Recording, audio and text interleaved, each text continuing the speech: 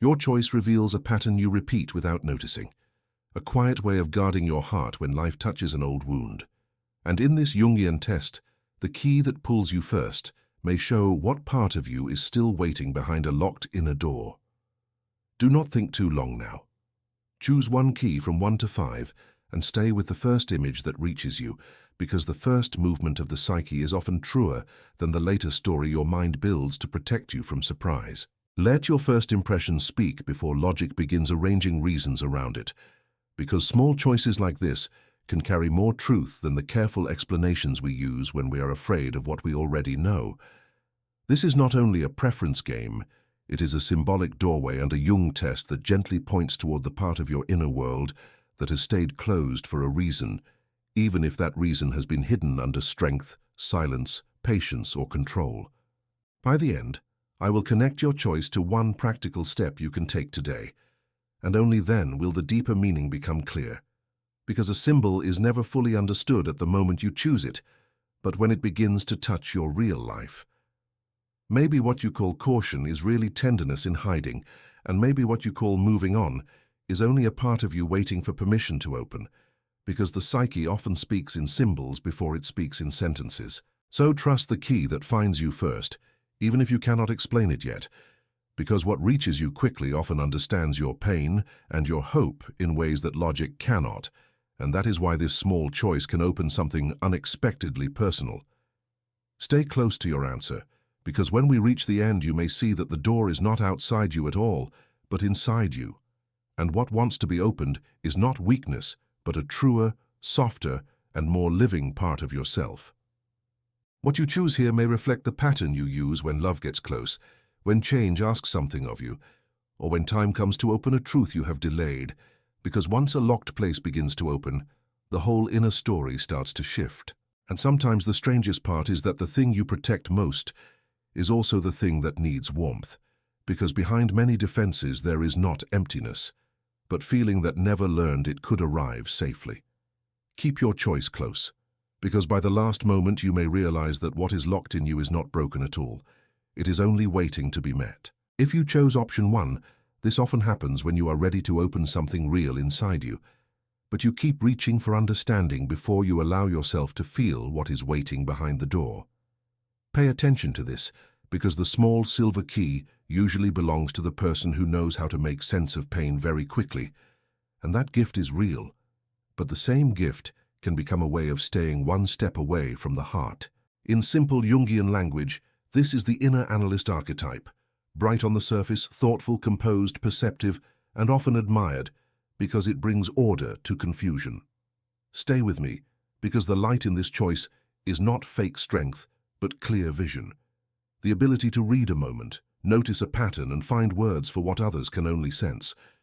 But pay attention to this, the shadow here is subtle.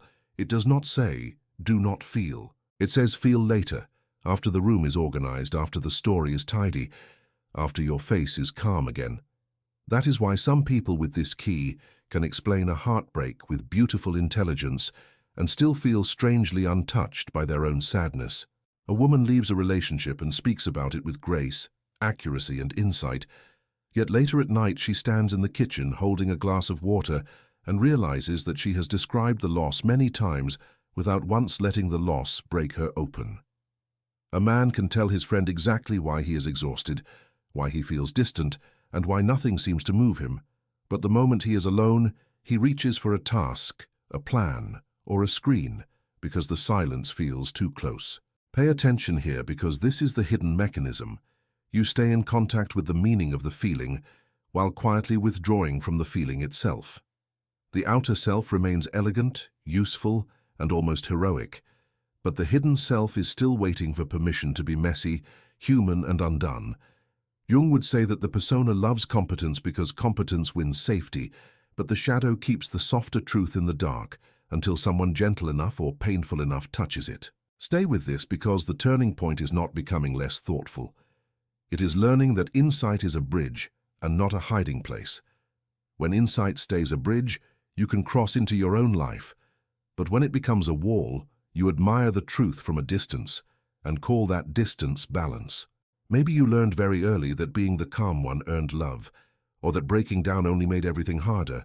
So now a loyal part of you keeps polishing the truth until it becomes safe enough to hold. There is nothing weak about this pattern. It was built with intelligence. But if you never open the door beneath the understanding, the same intelligence begins to guard the wound instead of guiding you through it. That is why this key often appears in people who are almost ready for honesty with themselves, but still believe they need one more explanation before they deserve release. Pay attention to this last movement because it matters more than it seems. The lock does not open when you solve yourself perfectly. It opens when you stand near the truth long enough for it to soften you. Today, after one difficult moment, place one hand on your chest and one on the doorknob of the room where you are standing.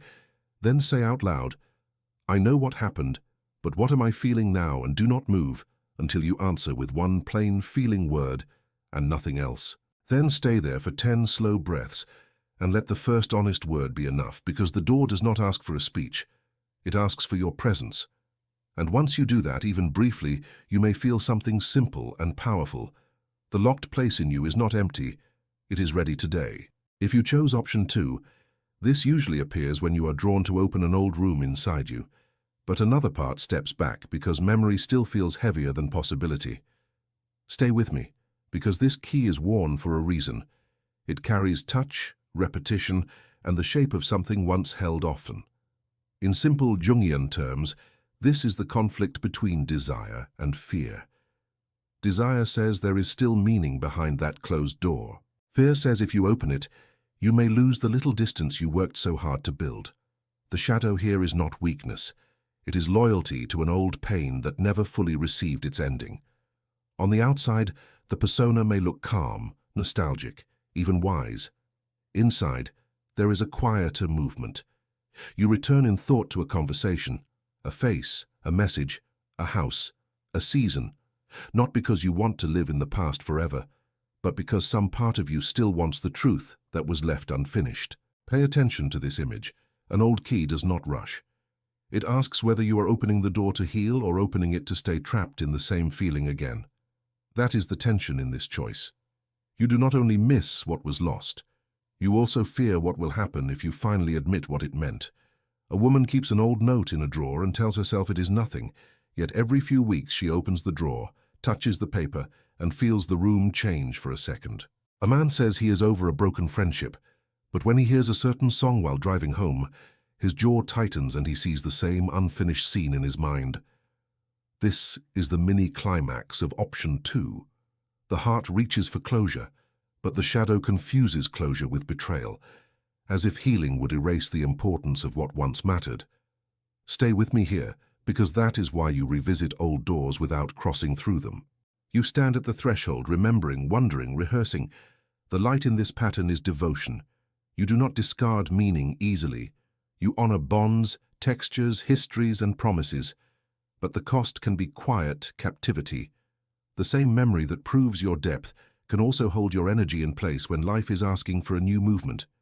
Jung would say that what remains unconscious returns as repetition, and repetition often feels like fate until you see the hidden attachment beneath it. Once you see it, the lock changes. It is no longer only about the past. It becomes a choice about whether you will keep feeding the old scene or let it teach you something and release you. Today, set a timer for 14 minutes. Take one object, message, or memory you keep returning to, and write 2 short truths about it, what you wanted then and what you need now. When the timer ends, place that object away or delete that message for 1 full day. Do not reopen it until tomorrow. Let your nervous system learn that remembering is possible without re-entering the same prison. That small act matters more than it seems, because the old key in your hand may not be asking you to live backward. It may be asking you to unlock the part of yourself that has stayed faithful to pain long after pain stopped protecting you. That is the quieter truth of this choice. You are not being pulled backward only by memory, but by the hope that one more return might finally rewrite the scene. Yet the door opens differently now, not by reliving but by witnessing, not by clinging but by naming. When you stop treating the old ache as your last proof of love, the same key begins to fit a new lock, and for the first time the past does not ask you to stay. It asks you to grow. That is the mini-climax here. You can honor what mattered without building your home inside it. And that is where the old key becomes freedom instead of longing, and you step forward at last, softly. If you chose 3, this usually appears when a clear decision would force a feeling you have delayed to become real now inside, because some part of you still believes that uncertainty is safer than truth, and postponement protects the heart more. Pay attention to the image of the rusted key because it does not refuse the door, it only fears what opening may ask from you. In simple Jungian language, this is a pattern of avoidance where the persona looks patient-wise while fear waits quietly. You may seem thoughtful at work, easy in love and calm in daily life, yet your deeper self keeps asking for one clean act soon. Here's an unexpected twist. The part of you that delays is not empty or lazy. It is protecting a hope too tender to risk openly. Maybe you once chose too quickly and paid for it, or spoke honestly and felt exposed afterward for many nights in silence. So now your mind keeps every promise in the waiting room, telling you that later means safety, and keeps you divided inside. A familiar scene happens at dinner, when someone you care about asks where this is going and you smile and delay again later. Nothing dramatic happens on the surface, and that is why the pattern survives, because your persona still looks wise outside, yet inside your body the same small door stays shut, and your energy keeps circling the same room without a key turning yet. See what happens next, because the turning point does not come when fear disappears. It comes when you choose a small yes or a clean no, before your mind has time to cover the moment with research, comparison, and delay. That sounds so mature again. This is why option 3 often finds people who look reliable, but quietly feel split between duty and desire within them.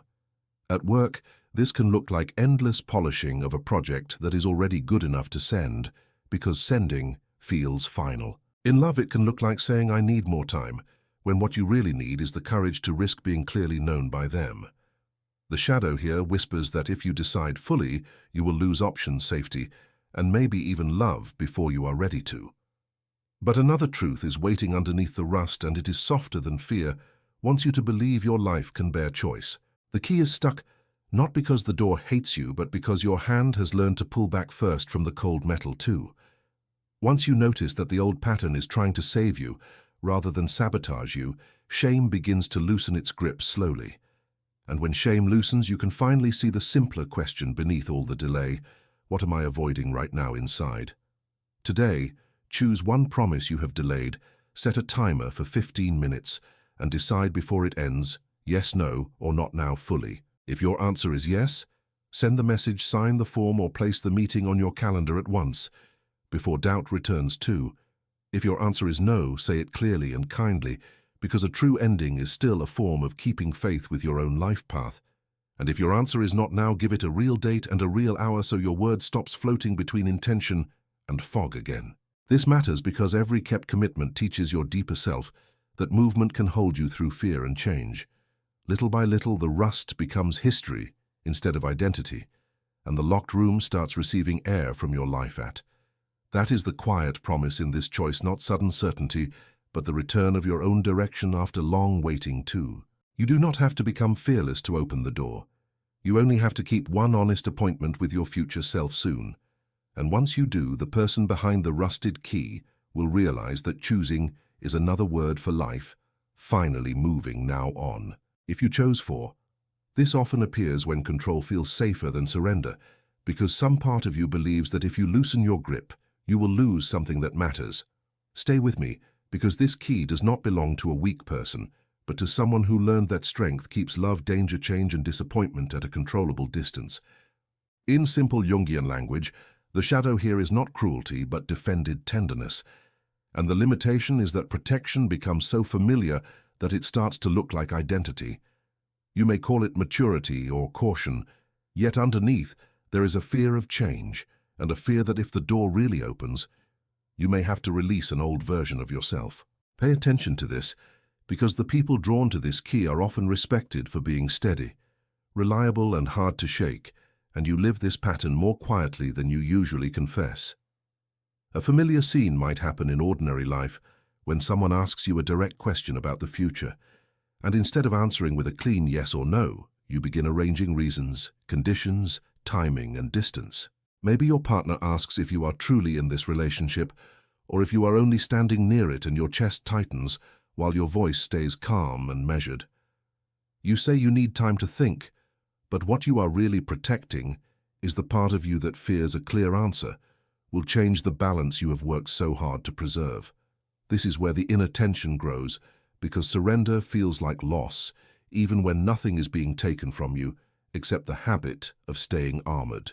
The light in this pattern is discipline, loyalty, and self-command, yet the shadow quietly turns those strengths into walls and then calls the walls wisdom.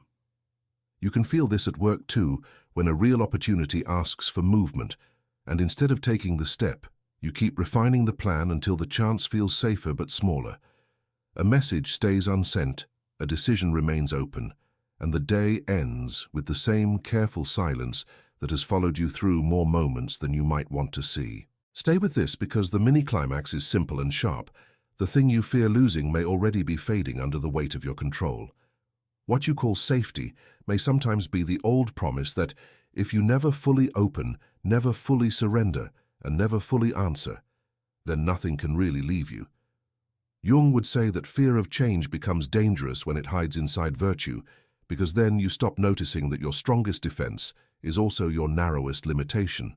The answer is not to become softer for everyone, or to drop every wall at once. It is to choose one living moment where truth matters more than perfect management. Today, choose one direct question you have been managing instead of answering, and give yourself 15 quiet minutes to decide with full honesty. If the answer is yes, send the message before the minutes end and let the yes exist without explanation. And if the answer is no, speak it kindly before the minutes end and let the no stand. Do not hide the answer inside careful language, because a real yes or a real no is the first crack in the old pattern and the first proof that your life can survive clarity. Once you do that, you may feel a brief tremor of loss, but underneath it, there is relief, because the guarded part of you no longer has to carry every future alone. That is the deeper gift of this key. It does not teach domination. It teaches trust, and trust begins when you answer the door instead of standing beside it. And when you answer honestly, even once, you begin to see that surrender is not losing yourself, but meeting yourself without armor today now. If you chose 5, this often appears when something in you is no longer willing to stay locked in the same old shape. And even if you still hesitate, there is already momentum building beneath the surface. Stay with me, because this key usually finds the person who feels that a pattern is ending, a mold is cracking, and a different life is asking to begin. In simple Jungian language, this is the edge of individuation, not as a grand idea but as a human one, the courage to gather the parts of yourself that have been split between fear and longing, duty and truth, image and reality, and let them move in the same direction at last. Pay attention to this, because the shadow here is not only fear of pain, it is also fear of becoming someone new and leaving behind the version of you that survived by staying smaller, quieter, or more delayed than your deeper self truly is. The light in this choice is powerful. It carries instinct, inner pressure, and the sense that something important is ready. But the shadow says wait one more day, think one more week, hold back until certainty arrives, and that is where the tension lives. You are not lost. You are standing at a threshold, and thresholds are uncomfortable because they do not let you remain fully who you were. A clear everyday example might look simple from the outside. You have known for weeks that you need to answer a message, change a routine, book the appointment, have the conversation, or admit that the path you are on is no longer yours. Yet instead of acting, you keep circling it. You wake up, follow the same morning sequence, tell yourself you will decide later, and move through the day with that familiar pressure under your ribs. Or someone asks you a direct question about where things are going, and you feel the truth rise inside you, clear and alive, but you pause, smile, delay, and promise to return to it soon. Stay with this, because here comes the internal climax. The reason this option matters is that the old pattern no longer fits as well as it used to. That is why the pressure feels sharper now. Before, postponement could still pretend to be safety. Now it feels like self-betrayal. Before, silence could still sound like peace. Now it sounds like the life in you asking why it is still waiting outside the door. That is the turning point. Individuation begins quietly when you stop asking whether change feels comfortable and start asking whether your current shape is still true. And once that question becomes honest, the old mold weakens fast. The key in this option is not gentle, because it is not meant for a door you visit casually. It is meant for the place where your next self has been waiting for your courage to become action. Not performance, not fantasy, action. That is why the answer here cannot stay only in the mind. It has to enter the world. Today, choose one decision you have delayed. Set a timer for 15 minutes, and before it ends, take one small, irreversible step. Send the message. Cancel the plan. Book the appointment.